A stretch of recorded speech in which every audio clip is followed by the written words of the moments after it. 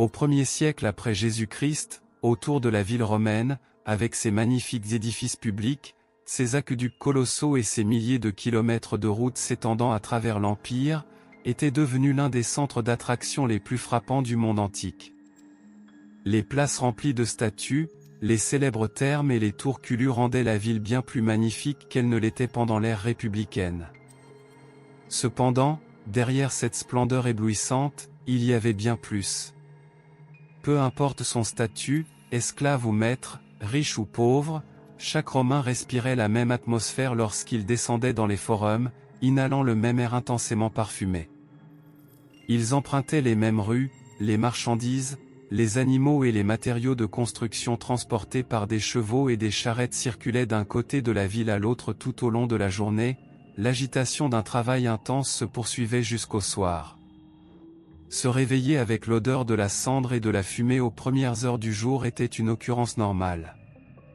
Bien que l'incendie de 64 après Jésus-Christ soit devenu populaire dans l'histoire impériale, les incendies faisaient en réalité partie de la vie quotidienne à Rome.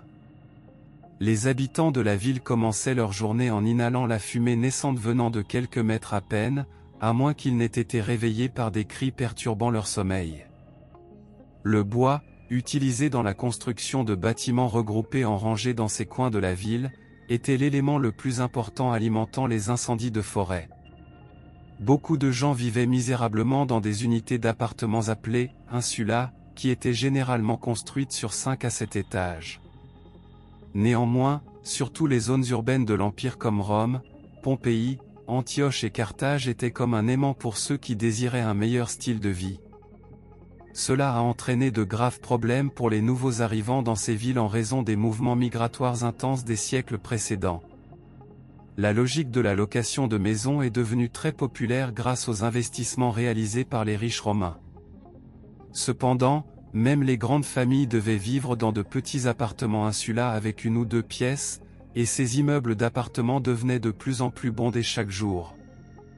En plus des incendies, les effondrements dus à une surcharge transformaient les appartements insulas en pièges mortels. Vers 150 avenue Jésus-Christ, environ 46 000 insulas avaient été construits dans la ville de Rome. On estime que leur nombre a augmenté pendant la période impériale.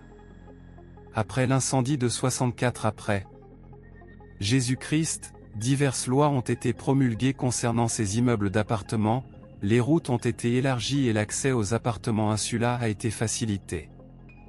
De plus, des lois ont été promulguées pendant les périodes d'Auguste et de Tibère imposant diverses restrictions de hauteur aux appartements insulas. Cependant, les investisseurs avides de Rome ont rapidement trouvé des moyens de contourner ces lois.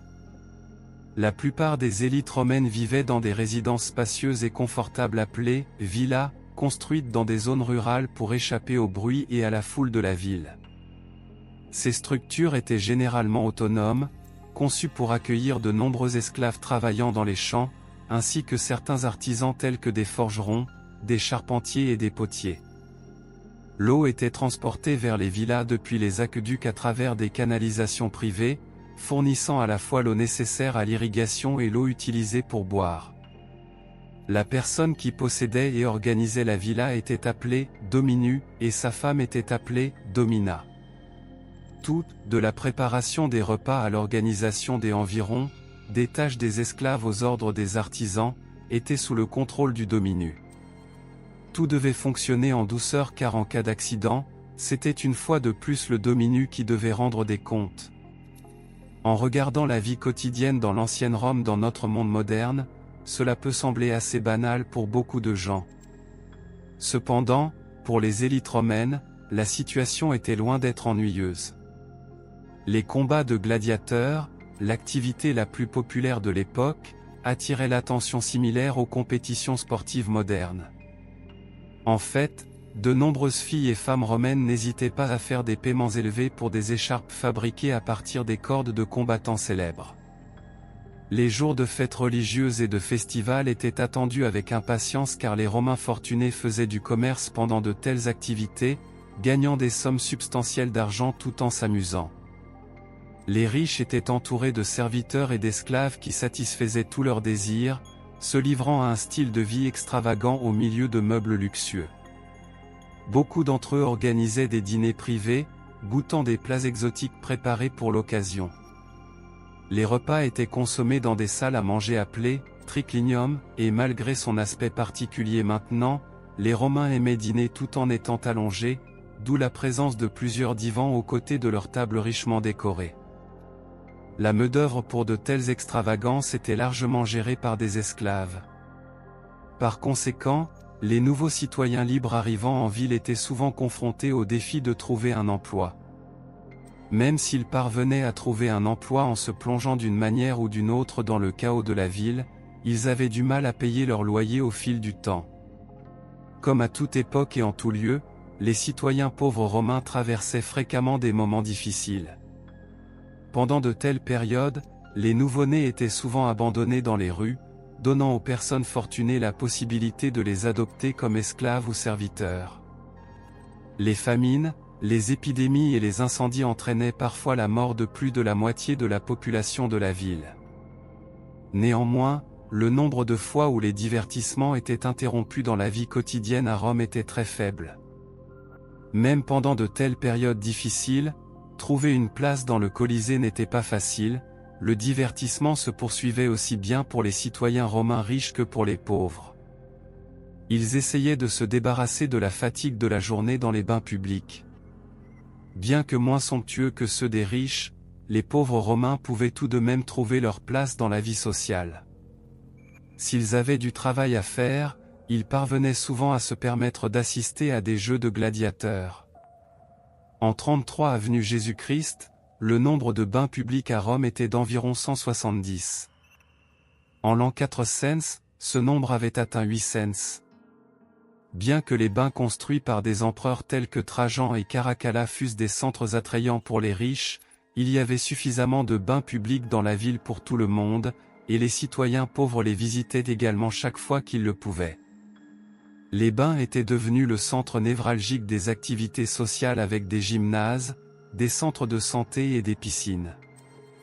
Alors que les pauvres pouvaient bénéficier de ces sections, les riches passaient leur temps dans une section séparée appelée « bordello ». Avec le temps, les bordels sont devenus des lieux essentiels pour les riches cherchant de bonnes affaires ou des partenariats. Beaucoup de pauvres n'avaient pas leur propre cuisine pour cuisiner, donc ils obtenaient souvent leur nourriture dans un restaurant ou une « taverna », ou en louant les cuisines de ces établissements. Ceux qui remplissaient bien leur estomac à la fin de la journée faisaient partie de la minorité chanceuse. Pendant la période impériale, les esclaves constituaient près de 30% de la population romaine, la majorité étant issue de prisonniers de guerre et de leurs enfants. Rome suivait un système où l'enfant d'un esclave était accepté comme esclave dès sa naissance et préparé à servir son maître pendant de nombreuses années. Beaucoup d'esclaves décédés avaient vécu dans des conditions terribles. Lorsqu'ils tombaient malades, le traitement appliqué était seulement suffisant pour assurer leur continuation efficace du travail. Ceux qui souffraient le plus étaient souvent des groupes travaillant dans les mines. Néanmoins, à Rome, il existait différentes façons pour les esclaves de passer du statut d'esclave à celui de « liberto » ou de statut libéré. La plus populaire était que l'esclave achète sa liberté en payant de son propre argent. Une autre manière était que le propriétaire accorde volontairement la liberté à l'esclave. Cependant, cela n'était pas courant. Dans la Rome antique, les domaines de travail des esclaves ne se limitaient pas aux emplois nécessitant un travail physique intense. Certains esclaves éduqués étaient capables de gérer facilement les tâches commerciales, éducatives ou comptables de leur maître. Les plus chers étaient des jeunes hommes et des femmes esclaves formés, souvent originaires de Grèce. Les femmes esclaves se chargeaient généralement des tâches quotidiennes de la maison. À Rome, les esclaves étaient divisés en deux groupes principaux, ceux travaillant dans les services publics en tant que fonctionnaires d'État ou servant dans les mines de l'empereur. Les services publics appartenaient au gouvernement, tandis que les services privés appartenaient aux individus et étaient responsables de répondre à leurs besoins quotidiens. Si un serviteur privé tuait son maître, tous les esclaves vivant dans la maison étaient tués en compensation. En fait, distinguer un esclave romain d'un homme libre était assez difficile. Par conséquent, il y avait même des propositions de présenter au Sénat l'idée que les esclaves portent des vêtements spéciaux afin d'être distingués des autres. Cependant, le Sénat a rejeté cette proposition de crainte que si les esclaves se reconnaissaient, réalisaient leur nombre important et unissaient leur pouvoir, ils pourraient se révolter contre leurs propriétaires. Depuis les premiers jours tumultueux de la République, entourée de magnifiques édifices publics, Rome était devenue une ville constamment en croissance, cosmopolite jusqu'aux années après Jésus-Christ.